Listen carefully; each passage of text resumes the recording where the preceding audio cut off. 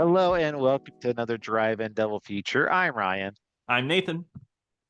and this is the podcast where we talk about two movies a week every Tuesday and Thursday. But before I get anything at all, we have a Patreon over at patreon.com/Drive-In Double Feature Podcast. Nathan, I was at my local bookstore and I had a copy of James and the Giant Peach, and I was just, I was, oh, You're and I scaring said, me. I said, Peach, wasn't that an apple? And somebody corrected me and said, no, that's James and the Giant Peach, not James and the Giant Apple. And Yeah. And then you punched him. yeah, I hate being corrected. Yes, yeah. But before I punched them, they said, hey, have you ever thought about subscribing to this Patreon I listen to where it has a bunch of fun games, conversations, just a good old time between two friends? Mhm. And then I said no, and that's when I punched them. And then, like, as they were getting up, like in a daze, and it's like, I hope Nathan and Ryan know how much we appreciate them. And I said, I think they know. I think they know. And anyway, that doesn't affect any regular content whatsoever. But today we are talking about 2006's Gamera the Brave, which is directed by Ryuta Tasaki. This one has nothing to do with the previous three Gamera movies that we've talked about. Hmm. Um, this is very much like a return to form, I would say, for more trying to align with the tones of this one. So the original creators of the Gamera series were, while they acknowledged that it was a very well made movies, the last Gamera trilogy, Hmm. they were not Gamera movies, and they thought they sort of fell away from the original tone of Gamera because even Yuasa, the original creator of Gamera, was basically had said like they're not Gamera movies. Hmm. It's like children are watching this movie and getting scared. They're Yeah. seeing, it's there's all these terrible monsters, and Gamera's dying a bunch, and they don't Yeah. they're very much not having a good time. So we want to kind of more align with how it was before. And basically what they did was Daiei had already been bankrupt at this point, and one of the big five Japanese studios from back in the day, Kadokawa, actually acquired Daiei in 2002, and with that, they acquired the rights to Gamera as well. Hmm. And because and during this time frame, they had teased doing a Gamera versus Godzilla movie for the longest time, Hmm. and they're just like, it's gonna happen, but Toho really didn't see a benefit in it for them at all because it was basically Toho being like big leaguing them and being like, this is not going to help us. It's going to help you, but it's not going to do anything for us, type of thing. And Yeah. and at the end, Godzilla ended up concluding its series as like the series as we know it in 2004, Hmm. and they didn't make another Godzilla movie for the longest time after that in Japan. So due to that, they're just like, okay, we're gonna just scrap everything before. We're gonna start fresh and create like a whole new Gamera franchise. And like I said, they wanted to do something more kid friendly. And this is kind of the idea that they came up with is center it more around the children like they did before. Because the last one really wasn't a child element to it. It was just like, Yeah. It was like oddly brought up during the second one, if I remember. Like all the kids were standing together, like hoping Gamera would come back to life, and that may have been like the only time. yeah. And I mean, the only instance was, Gamera had an emotional connection with that one girl in the movie. Yeah. And so, and this one, it was kind of like a return to form, like I said before. And how this movie starts, it actually goes back to the 70s Hmm. when when Gamera first came out, and we actually see Gamera's battle with Gauss with updated graphics, and it's not the same rubber Like, suits we've seen yes, yeah. before. So it's they actually took time and made like the new suits and everything, and I think they look good. You know, like the Oh Gamera yeah. one and the Gauss one, like they actually look like really impressive. I agree. Yeah, I think all the suit work is pretty solid in this movie. I'm happy to see stuff like that. Yeah, I agree. I mean, I'm very happy to see stuff like this in this movie. And then at this point, this little boy had watched Gamera, and Gamera ended up sacrificing itself to kill Gauss, and Hmm. Gamera ended up dying. So that was back in the 70s. 30 years later, this little boy is now grown up, and he has a son, and his wife had passed away in a car accident. So kaijus and things like that are not unknown. Like they're very, people are aware of them, and they're something that they are aware of. But it's at this point where kaijus have kind of become obsolete, and they don't really exist anymore. And they even have like a kaiju research group that's kind of becoming like people are like, this is unnecessary spending because we haven't seen any giant monsters in forever. Hmm. And people are just kind of saying like, oh yeah, that was like a thing of the past, and we don't really have to worry about that sort of thing. So they haven't seen any monsters for a long time. Well, they are wrong. Dead wrong. But Hmm. anyway, this little boy, he's not really an outcast, but he's still very angsty because he's still very upset that his mother is dead, and Hmm. he really hasn't grieved that properly. And he ends up finding one of these red stones, which we come to find out was one of the original pieces of Gamera. Hmm. And with that, there is a turtle shell, a turtle eggshell, and inside it's just a little baby turtle. It's just a regular turtle, like when we first see this. Yeah, just a little turtle baby, and he just takes it home. I will say that takes a little bit to get to that point. This movie for maybe 20 minutes is just kind of like a chill, like going through this kid's life because they live on like a seaside town, and it's just him hanging out with some friends. I don't know, I actually really kind of like the chill vibe of this movie. I like the setting. I think the seaside setting's really nice. I think it works. Actually, one of the better character scenes I liked was early in the movie. He's playing with two brothers that are his friends, and one of them brings up his mom, and he gets really angry about it, right? And most movies, it would be like that, like, don't talk about my mother, he'd leave. But he pretends to be angry, and then he's like, no, I'm just kidding with you. I really got you, didn't I? And then they play again. And I was like, that's a good setup for that character, that he's funny. He's like a lighthearted kid, which but still has some issues. I don't know, just small moments like that I enjoyed. Yeah, I kind of took that as more of him like burying those feelings. It's like I think he Yeah. really was upset, but it was more so just like I can't let them see that this is affecting me because Hmm. that's what I kind of took that part as. But I do appreciate this character in this movie because I like, oh my God, I'm actually like connecting with the character, like which I don't feel like Oh I've my God. gotten in the last couple of movies. No, not, I mean, not, it's been a while, honestly. Yeah. No, this kid is a developed character, and like I feel like the way they handle it's not like a normal monster movie, like it feels like something like not the cookie cutter, this is what a character should be in one of these.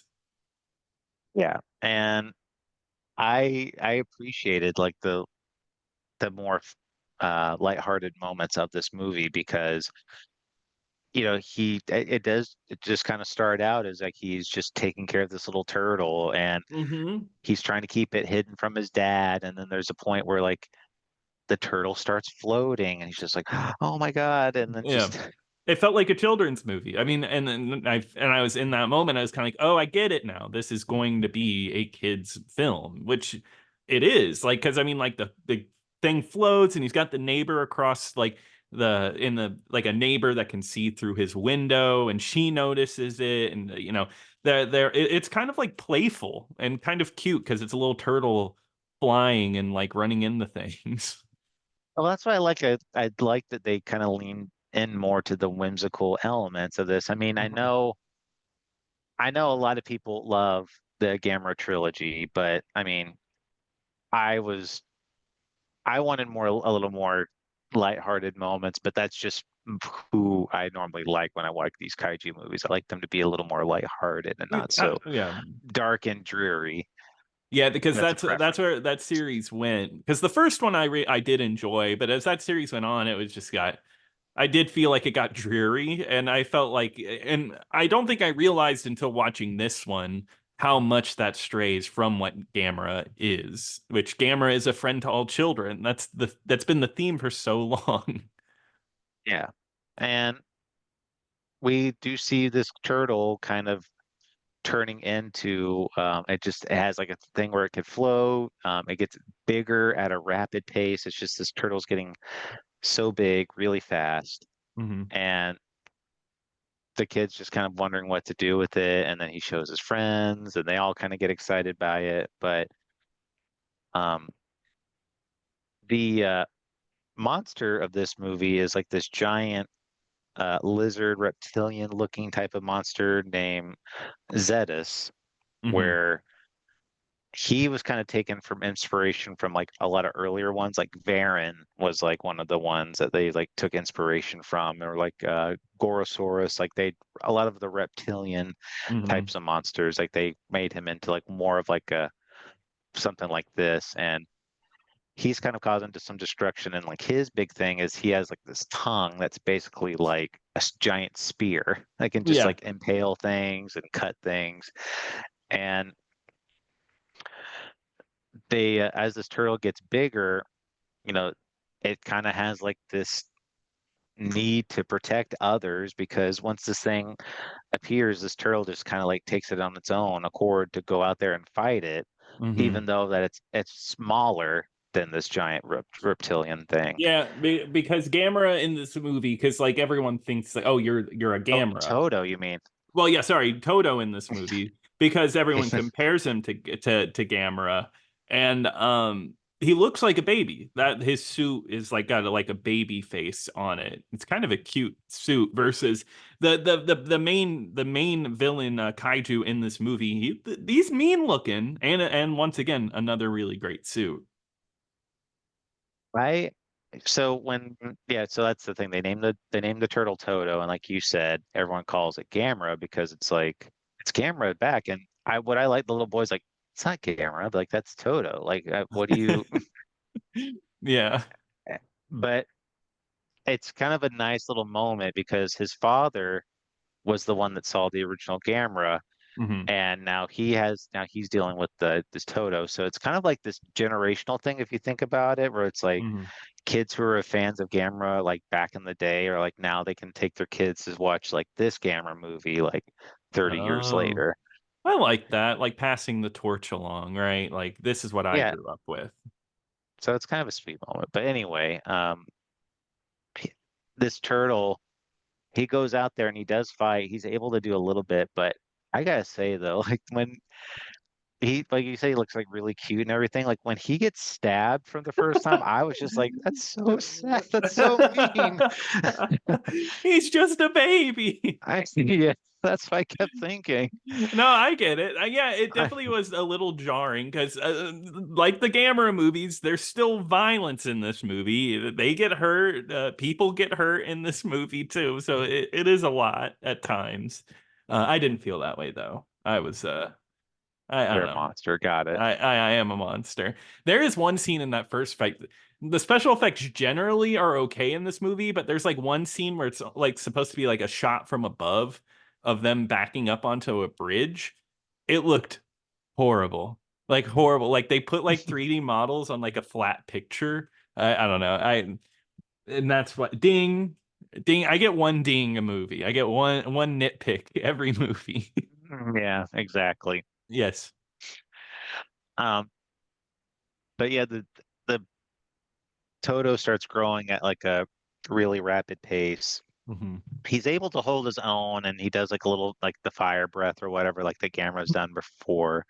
Yes. Um, He burns like a butcher's knife at one point yeah, he when he's does that. little. In the little comedy scene where he's walking around the restaurant, the little baby turtle. I don't know. It's cute. And I feel like he if I was slide a kid, I would have liked it. Oh, what's up? when he slide. when he slides through the walk or whatever. Uh-huh. Oh yeah, and he also falls down the stairs and he like Yeah. takes a real tumble. Yeah. Yeah. Um, but really like the main heart of this movie, like I said, is like the boy's relationship with Toto and Gamera, because Mhm. um, at one point he does Gamera does get kind of injured and gets starts getting weak and starts losing the fight, and they kind of come to this conclusion that the redstones are what keep Toto powered, like that gives him power, like during Mhm. this whole thing. So it's like all the kids in the neighborhood are kind of like banding together, being like, "We love Gamera, we love this Toto, like we want Toto to be Yeah. our Well, savior." So yeah, and the way it's set up is really interesting because it's the neighbor who has it because he gave it to her as a good luck charm because she was having heart surgery. And in the middle of these giant monster fights, she's at the hospital, like in between life and death. I mean, she seems fine, but it's like post surgery, she's weak. And yeah, and then she has the stone, and then a kid literally just walks up and just looks at it, and she's like, "For Toto?" And then just hands it off like that kid knows, like, yeah, I'm helping that turtle. yeah, because during this whole time, like Toto had been captured. Like the other antagonist, I guess you could say, is like this bureaucratic, like, the government agent or whatever, Yeah. which that's not really explored that much. I felt like that was a weak and maybe a little unnecessary part of the movie, like the bureaucrat. Because in the beginning, he's kind of like, "Oh, we don't need the task force. This isn't real." And I guess he creates pit stops along the way, but it doesn't interact with the main plot like whatsoever. I mean, at one point they do capture Toto and like put him Yeah. on a flatbed, and they're like, "Oh, we're gonna have to go research this turtle." And And they like shock uh, him to try to make him bigger, right? Or do something. yes, so they don't. But again, that doesn't really. Toto is able to break out and goes back to finding Zedis, and Yeah. uh, when the little boy, like, he does finally deliver the stone to Gamera, and he's kind of has like a little moment with them where he's just saying, like, you need to be the, you're my friend, but you need to be the savior too, type of thing. Just basically give him like a little, like, like, Hmm. I care for you, I love you, type of thing. And Hmm. it's kind of a nice little sweet moment. I It mean, is. Even if it's a little goofy because Gamera's stuck in a skyscraper and like his butt is hanging out of the a little bit, skyscraper. yeah. But no, I agree. It is really sweet because it's like, I love you, but you have to sacrifice yourself to save us all. And like, I don't know, Gamera continues to be like the suits in all these movies seem to be like the most emotive I've seen out of like kaiju movies because I don't know, you feel for Gamera, in that moment you feel like he's like, I know what I have to do. Yeah, I don't know, and he doesn't have to say it. Yeah.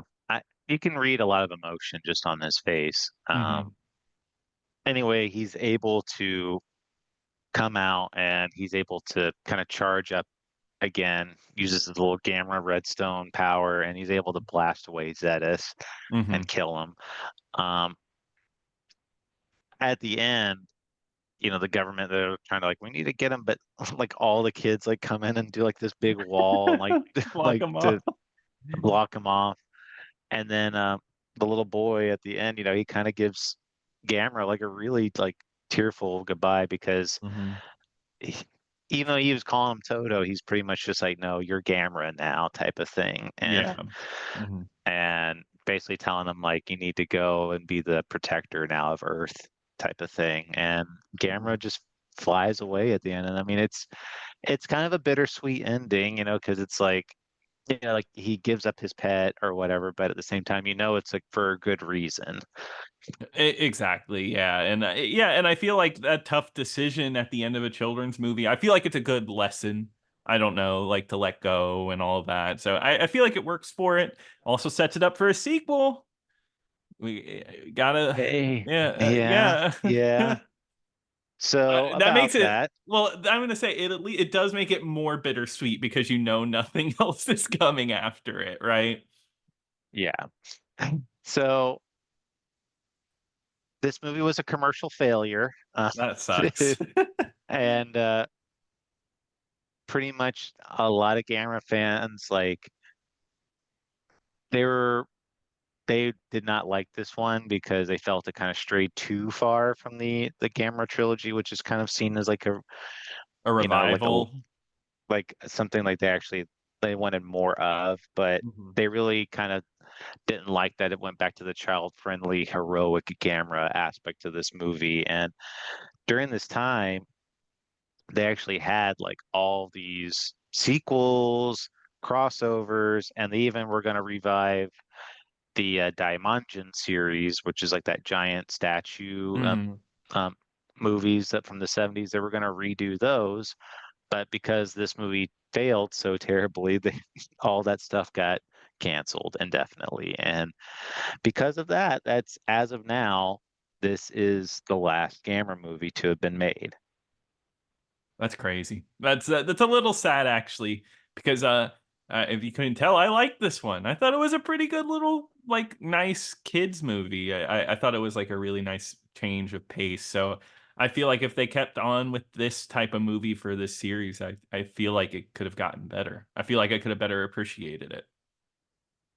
Yeah, I like this one a lot, Hmm. and I appreciate, you know, the amount of human aspects where it's like it really wanted you to connect well with the children and wanted you to make them feel like real characters and make it made me care about like what was going to happen next Hmm. in these movies. And I like this one. I would definitely give it a recommend for my money. No, me too. I'd say definitely check this out. I think it's one of the better ones in the franchise as a whole, even. So, yeah, no, good All stuff. right. Well, And Nathan, that we're does. done. We're done with Gamera. Oh That's man. it for Gamera. But let's do our rankings really quick Oh my God. of just these four movies, just the trilogy and Gamera the Okay. Brave. So we'll start at our worst one. Hmm. So number four for you, Yeah. Nathan, would be The third one, the third Gamera. I forget exactly, just Gamera 3. Just honestly, I just didn't really love this one. I thought the plot was messy, and looking back on it now, maybe it was just too dreary. Had a lot of characters that I didn't love. Just I honestly, the one that I didn't like, because I think the other ones I at least enjoyed, but this one I would say like I didn't like, one I wouldn't revisit. 100%. That's exactly how I feel. While I appreciate the amount of effort that was put into making those movies, I just did not connect at all with them. I mean, Mhm. this one, and I'm just gonna go ahead and say it for me, the next one would be the second Gamera movie Same too. here. Yeah. I And wonder so, I wonder how the rest of it will go. But yeah, I- those are the two worst for sure. yeah, so I just same reasons. I appreciate the amount of work that was put into it, but I don't really care too much for them. And Mm-mm. your number two, Nathan, would Yeah, be I will say mirror exact thing, same thing for Gamera too. But my number two, I guess this is where it's a little tougher. Personally, I would put Gamera the Brave. I would. And I guess I might as well explain myself on why I would put Gamera 1 over Gamera the Brave. I remember watching Gamera 1 and at that time really liking the change of pace. Just because I feel like it took on like a normal kaiju movie and it still had a leading young girl character. And I thought she did a really good job. So it still had that connection. I thought the monster fights were really good. I liked the all the Gyauses and stuff. So I think that's why I like this one more than the Brave, because the Brave maybe, I don't know. I guess it didn't feel. It's hard to explain. maybe a Maybe little, li- maybe a little too childish maybe just compared to like yeah, maybe just a little too childish. I probably wouldn't revisit it as fast, but I mean, it's a good movie. I think the leap from Gamera 2 to Gamera the Brave and Gamera 1 is a pretty big leap. Those are both pretty solid. But what about you? Would you do the same thing or would you put the Brave at the top? I would do the same thing. Yeah, Just because I think Gamera, the first one of the trilogy, is a more well-made movie. I could see that. And Yeah. and I feel like that one's like okay, yeah, this is like a nice, a nice mixture of like monsters with human elements. Like you said, it was just like a breath of fresh air type of Yeah. thing, where it's just like, as much as I like the campier aspects of that, but it's just like towards the end with Gamera, where it was just like, oh my God, this series is running on fumes here. Yeah, when we were just watching like two children run around a marina, like away from like an alien, like it was like, okay, this is getting a Or, little tiring. or just like a clip show at the end. Exactly. So I yeah, that one would be my number one, Gamera the Brave number two. But honestly though, I mean it's not that big of a difference. I mean it's just it, They're and both like you good. said, there's a big gap though between the Brave and Gamera 2 for me. Hmm. Um but yeah, that's gonna do it for now for Gamera. I mean, I'm glad I was able to say we've seen all the Gamera movies now. I was thinking about that the other day. I was like, wow, I'm about to have seen every Gamera movie. You asked me like 10 years ago if I would have done that. All the Gamera movies and the and of almost like the Not original even that long. Godzillas. Yeah, like Uh what was it, like not even like 4 years ago if I said that, you'd just be like, huh? Like yeah, I'm right. not watching all those. Like No, and look at me now. I've seen them all. I've probably seen more of these movies than a lot of actual huge fans of kaiju movies, I feel like. Which is crazy to me. that's funny, yeah. Yeah. I'm glad to have taken this trip with Gamera. I mean, there was some not so good, but there were some highlights too, so Yeah. I can definitely say I appreciate Yeah. Gamera much more as a monster now. Honestly, I really like Gamera. I think Gamera is a really likable monster. I think the childish angle of him, where he's more of a lighthearted monster who's friends. I mean, Godzilla became that, but Gamera just has always just been kind of a cuter monster, and I like that. I think he's kind of a lovable guy. That's why I'm a little sad that it's over, and we probably won't see another Gamera movie. I mean, I'll be there. We'll cover it if they do. There's another Gamera movie coming out that we will talk about it. So, Okay, yeah, good. but for now, we're gonna end it there, and I'm gonna have to start a new series What is it? next What's it gonna be? next month. Oh, Nathan, it could be anything. Okay, is that a hint? Say anything? Yeah, We what? yeah. We just watch Say Anything every month for a year. Okay, maybe we'll dig. That would be interesting. It's no, not really. No, No. but anyway, that's gonna do it for this week, Nathan. So, Nathan, what do we want to talk about next time? Well, Ryan, we are going to be talking about a classic Hitchcock movie.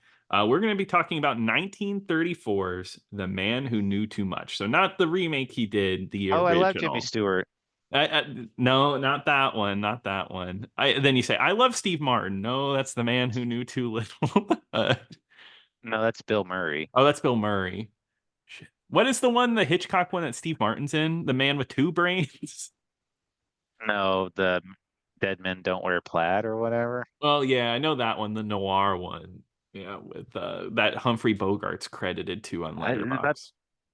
I'm about to say, yeah, Man with Two Brains. I don't think that's like Hitchcockian at all. No, it's not. I don't know why I even made that comparison. What Hitchcock? Wait, what Hitchcock I movie were don't you even. thinking Steve Martin was in? Well, I didn't think he was in one. I thought he was like in a I parody know, one. I know, but what? Oh, are you thinking of the one with Mel Brooks, like High Anxiety, Oh, High Anxiety. Yes, yeah, yeah. or Where that it's like the like Vertigo. yeah, it's like the whole movie is like a parody of like Hitchcock movies. Yeah, which I've seen that one. It's been a long time. But anyway, The Man Who Knew Too Little. And that one is streaming on Criterion, Prime Video, Tubi, and HBO Max. You can watch it anywhere. But Ryan, what are we going to be covering on Thursday? Well, Nathan, I think it's finally time we talk about a classic movie icon. Nathan, we're gonna be talking about Jigsaw. Jigsaw. Yes. Wait, we're talking about Saw, or No, Nathan, we're talking about the 1962 movie, the British movie Jigsaw. oh, damn it. And so that one is streaming for free on Tubi right now. Awesome. Well, I'm excited to watch that. But if you have any thoughts and opinions about this podcast, please email us over at drivein-double-feature-podcast@gmail.com. Don't forget to follow our Patreon at patreon.com/drivein-double-feature-podcast and check out the YouTube channel, also Drive-In Double Feature. Also check out our YouTube channel, Drive-In Double Feature Podcast. But until next time. Until next time.